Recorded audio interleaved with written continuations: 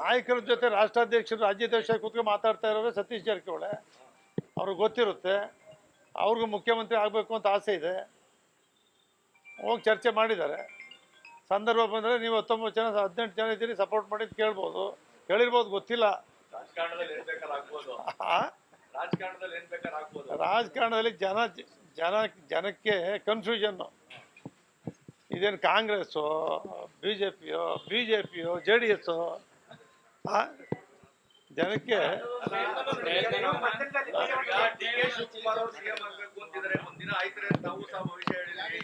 ನಾನೇನು ಹೇಳಿದೆ ಸಿದ್ದರಾಮಯ್ಯನವರು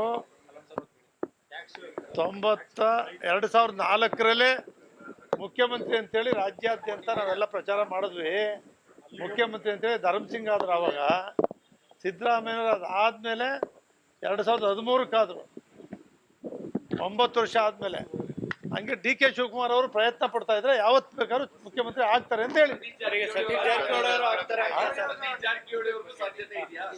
ಸತೀಶ್ ಜಾರಕಿಹೊಳಿ ಅವ್ರಿಗೂ ಅವಕಾಶ ಇಲ್ಲ ಅಂತ ಹೇಳಕ್ಕಾಯ್ತದ? ಈಗ ಎಲ್ಲರೂ ಕೂಡ ಆಗ್ತಿದ್ದಾರೆ, ಅವರು ಸೀನಿಯರ್ ಇದ್ದಾರೆ, ಪ್ರಯತ್ನ ಮಾಡ್ತಾ ಇದ್ದಾರೆ. ಯಾರಾಯ್ತಾರೆ ಅನ್ನೋದು ಆಶ್ಚರ್ಯ ಏನಿಲ್ಲ.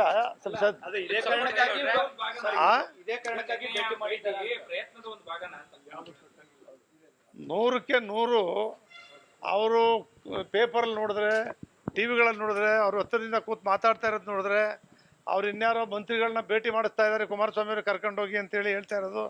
ಅಭಿವೃದ್ಧಿ ಮಾಡ್ತಾ ಇದ್ದಾರೋ ರಾಜಕೀಯ ಮಾಡ್ತಾ ಇದ್ದಾರೋ ಗೊತ್ತಿಲ್ಲ. ನಾನು ತಟಸ್ಥ